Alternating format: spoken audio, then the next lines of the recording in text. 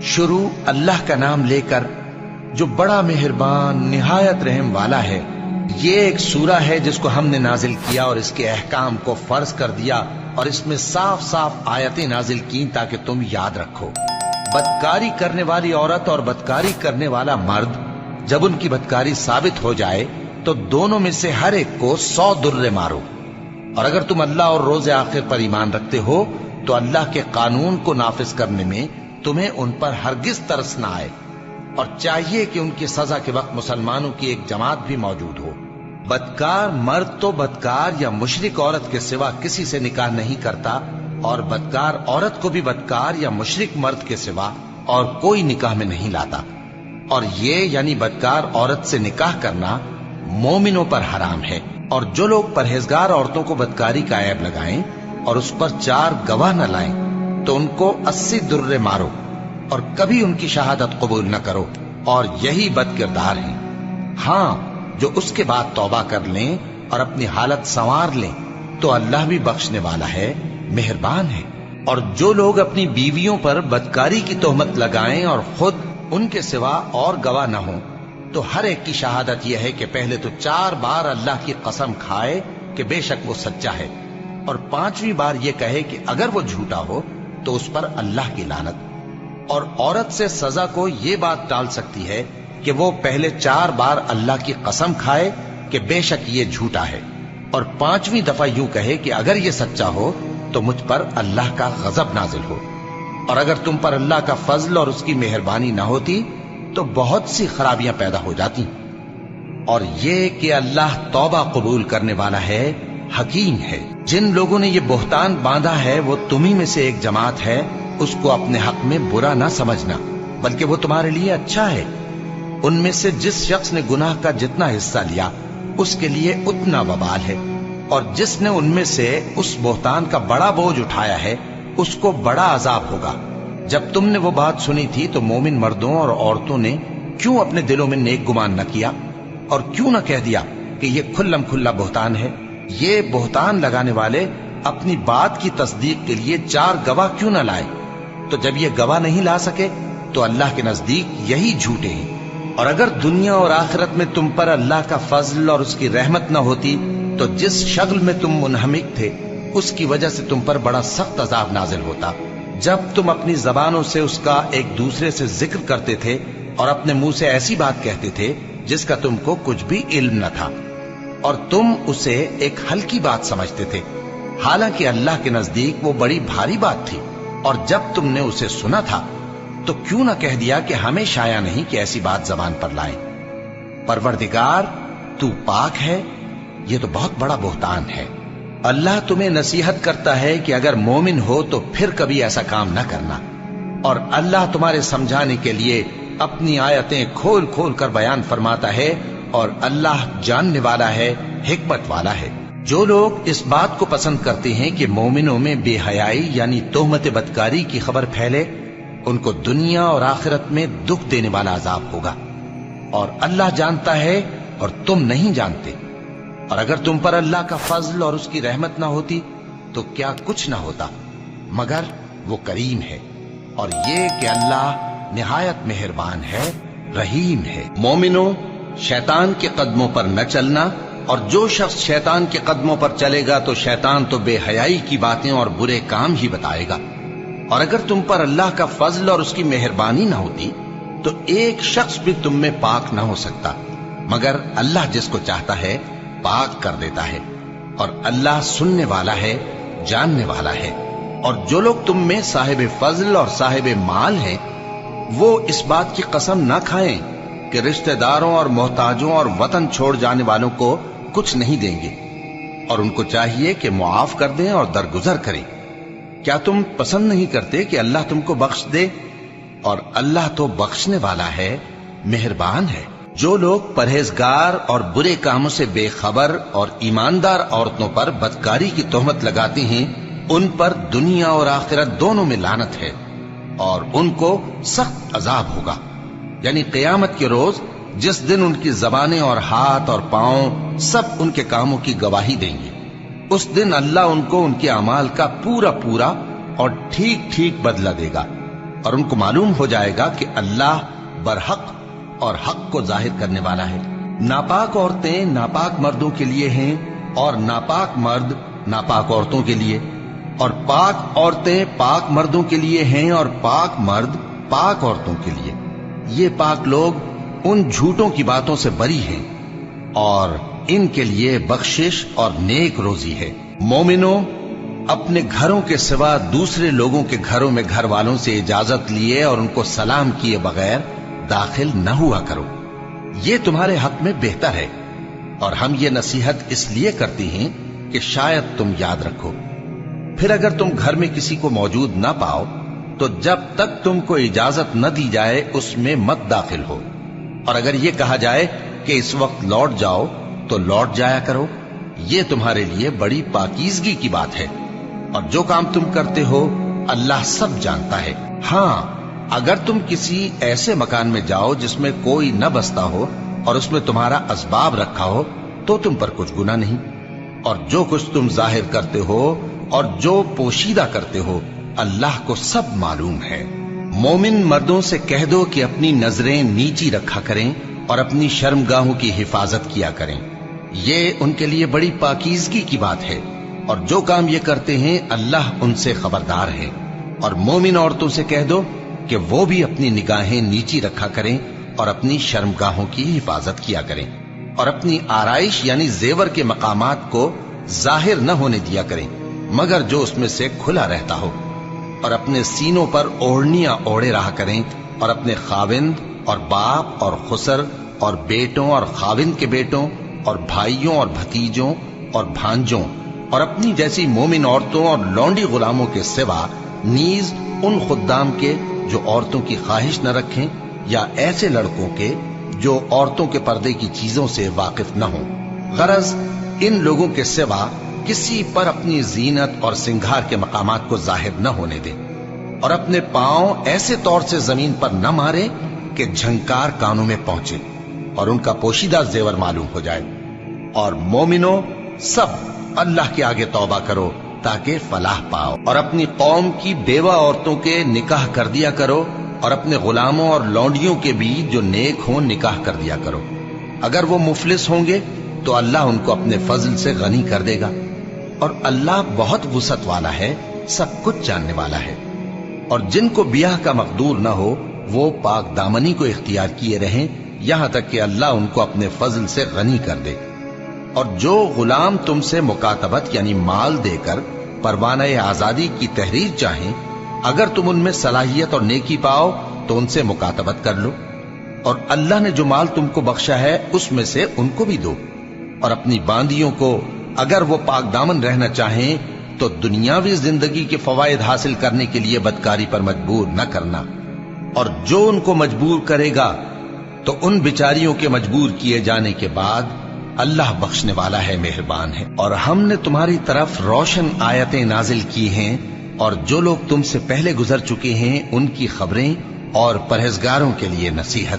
اللہ آسمانوں اور زمین کا نور ہے، اس کے نور کی مثال ایسی ہے کہ گویا ایک طاق ہے جس میں ایک چراغ ہے، اور چراغ ایک قندیل میں ہے، اور قندیل ایسی صاف شفاف ہے کہ گویا موتی کا سا چمکتا ہوا تارا ہے۔ اس میں ایک مبارک درخت کا تیل جلایا جاتا ہے یعنی زیتون کا، کہ نہ مشرق کی طرف ہے نہ مغرب کی طرف۔ ایسا معلوم ہوتا ہے کہ اس کا تیل خواہ آگ اسے نہ بھی چھوئے جلنے کو تیار ہے، بڑی روشنی پر روشنی ہو رہی ہے۔ اللہ اپنے نور سے جس کو چاہتا ہے سیدھی راہ دکھاتا ہے، اور اللہ جو مثالیں بیان فرماتا ہے تو لوگوں کے سمجھانے کے لیے، اور اللہ ہر چیز سے واقف ہے۔ وہ قندیل ان گھروں میں ہے جن کے بارے میں اللہ نے ارشاد فرمایا ہے کہ بلند کیے جائیں اور وہاں اللہ کے نام کا ذکر کیا جائے، اور ان میں صبح و شام اس کی تسبیح کرتے ہیں۔ ایسے لوگ جن کو اللہ کے ذکر اور نماز پڑھنے اور زکوٰۃ دینے سے نہ سوداگری غافل کرتی ہے نہ خرید و فروخت، وہ اس دن سے جب دل خوف اور گھبراہٹ کے سبب الٹ جائیں گے اور آنکھیں اوپر چڑھ جائیں گی ڈرتے ہیں، تاکہ اللہ ان کو ان کے اعمال کا بہت اچھا بدلہ دے اور اپنے فضل سے زیادہ بھی عطا فرمائے۔ اور اللہ جس کو چاہتا ہے बेहिसाब रिस्क देता है। और जिन लोगों ने कुफ्र किया उनके अमाल की मिसाल ऐसी है जैसे मैदान में रेत कि प्यासा उसे पानी समझे, यहां तक कि जब उसके पास आए तो उसे कुछ भी ना पाए और अल्लाह ही को अपने पास देखे तो वो उसे उसका हिसाब पूरा पूरा चुका दे, और अल्लाह जल्द हिसाब करने वाला है। या उनके अमाल की मिसाल ऐसी है जैसे गहरे समंदर में अंधेरे जिस पर लहर चढ़ी चली आती हो और उसके ऊपर और लहर आ रही हो और उसके ऊपर बादल हो, गरज अंधेरे ही अंधेरे हो, एक पर एक छाया हुआ, जब अपना हाथ निकाले तो कुछ न देख सके। और जिसको अल्लाह रोशनी न दे उसको कहीं भी रोशनी नहीं मिल सकती।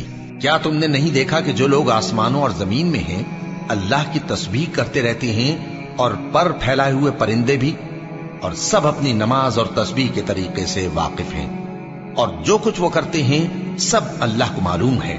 और आसमान और जमीन की बादशाही अल्लाह ही के लिए है और अल्लाह ही की तरफ लौट कर जाना है। क्या तुमने नहीं देखा कि अल्लाह ही बादलों को चलाता है, फिर उनको आपस में मिला देता है, फिर उनको तह बतह कर देता है, फिर तुम देखते हो कि बादल से मेंह निकल कर बरस रहा है, और आसमान में जो ओलों के पहाड़ हैं उनसे ओले नाजिल करता है, तो जिस पर चाहता है उसको बरसा देता है और जिससे चाहता है हटा रखता है। और बादल में जो बिजली होती है उसकी चमक आंखों को खीरा करके बीनाई को उचके लिए जाती है। अल्लाह ही रात और दिन को बदलता रहता है। अहले बसारत के लिए इसमें बड़ी इबरत है। और अल्लाह ही ने हर चलने फिरने वाले जानदार को पानी से पैदा किया, तो उनमें से बाज ऐसे हैं कि पेट के बल चलते हैं, और बाज ऐसे हैं जो 2 पांव पर चलते हैं, और बाज ऐसे हैं जो 4 पांव पर चलते हैं। अल्लाह जो चाहता है पैदा करता है। बेशक अल्लाह हर चीज पर कादिर है। हम ही ने रोशन आयतें नाजिल की हैं, और अल्लाह जिसको चाहता है सीधे रास्ते की तरफ हिदायत करता है। और बाज लोग कहते हैं कि हम अल्लाह पर और रसूल पर ईमान लाए और उनका हुक्म मान लिया, फिर उसके बाद इनमें से एक फरीक फिर जाता है और ये लोग साहिब ईमान ही नहीं हैं।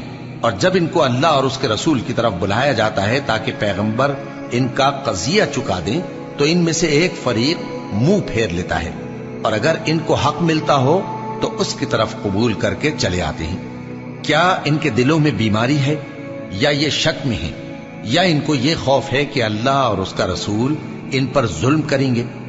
नहीं, बल्कि ये खुद ही जालिम है। मोमिनों की तो ये बात है कि जब अल्लाह और उसके रसूल की तरफ बुलाए जाएं ताकि वो इनमें फैसला करें, तो कहें कि हमने हुक्म सुन लिया और मान लिया, और यही लोग फलाह पाने वाले हैं। और जो शख्स अल्लाह और उसके रसूल की फर्माबरदारी करेगा और उससे डरेगा और उसका तकवा इख्तियार करेगा, तो ऐसे ही लोग मुराद को पहुंचने वाले हैं। और ये अल्लाह की सख्त सख्त कस्में खाते हैं कि अगर तुम इनको हुक्म दो तो सब घरों से निकल खड़े हों।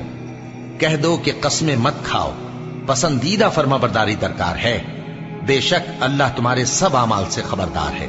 कह दो कि अल्लाह की फर्माबरदारी करो और रसूल के हुक्म पर चलो। अगर मुंह मोड़ोगे तो रसूल पर उस चीज का अदा करना है जो उनके जिम्मे है, और तुम पर उस चीज का अदा करना है जो तुम्हारे जिम्मे है। और अगर तुम उनके फरमान पर चलोगे तो सीधा रास्ता पालोगे, और रसूल के जिम्मे तो साफ साफ पहुंचा देना है।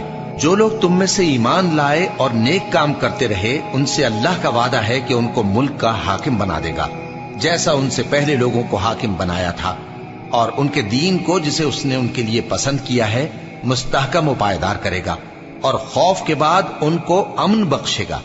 वो मेरी इबादत करेंगे और मेरे साथ किसी चीज को शरीक न बनाएंगे, और जो उसके बाद कुफ्र करे तो ऐसे ही लोग बदकिरदार हैं। और नमाज पढ़ते रहो और ज़कात देते रहो और पैगंबर के फरमान पर चलते रहो ताकि तुम पर रहमत की जाए।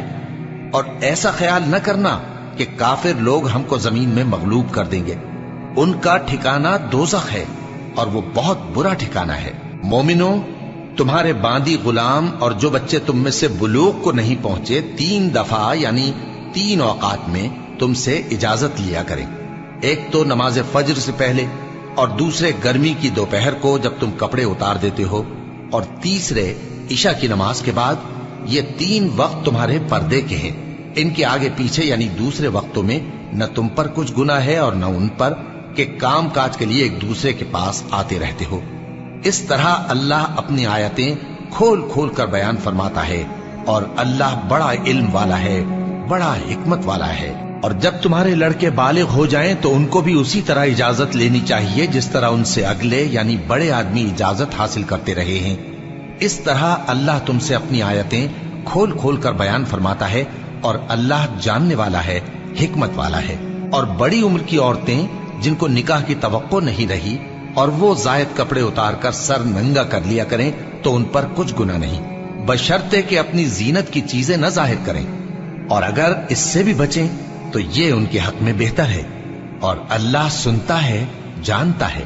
न तो अंधे पर कुछ गुनाह है, और न लंगड़े पर, और न बीमार पर, और न खुद तुम पर कि अपने घरों से खाना खाओ, या अपने बाप दादा के घरों से, या अपनी माओं के घरों से, या भाइयों के घरों से, या अपनी बहनों के घरों से, या अपने चचाओं के घरों से, या अपनी फूफियों के घरों से, या अपने मामुओं के घरों से, या अपनी खालाओं के घरों से, या उस घर से जिसकी कुंजियां तुम्हारे हाथ में हों, या अपने दोस्तों के घरों से।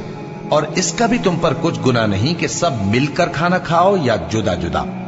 फिर जब घरों में जाया करो तो अपने घर वालों को सलाम किया करो। ये अल्लाह की तरफ से मुबारक और पाकीज़ा तोहफा है।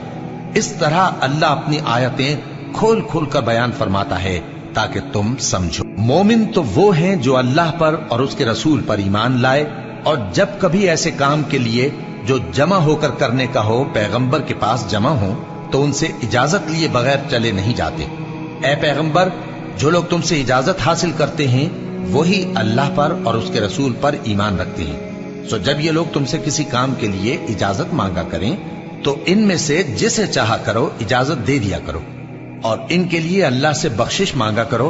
कुछ शक नहीं कि अल्लाह बख्शने वाला है, मेहरबान है। मोमिनो, पैगंबर के पुकारने को ऐसा ख्याल न करना जैसा तुम आपस में एक दूसरे को पुकारते हो। बेशक अल्लाह को वो लोग मालूम हैं जो तुम में से आंख बचाकर खिसक जाते हैं। तो जो लोग उनके हुक्म की मुखालिफत करते हैं उनको डरना चाहिए कि ऐसा ना हो कि उन पर कोई आफत पड़ जाए या तकलीफ देने वाला अजाब नाजिल हो। देखो, जो कुछ आसमानों और जमीन में है सब अल्लाह ही का है। जिस तरीक पर तुम हो वो उसे जानता है, और जिस रोज लोग उसकी तरफ लौटाए जाएंगे तो जो अमल वो करते रहे वो उनको बता देगा, और अल्लाह हर चीज से वाकिफ है।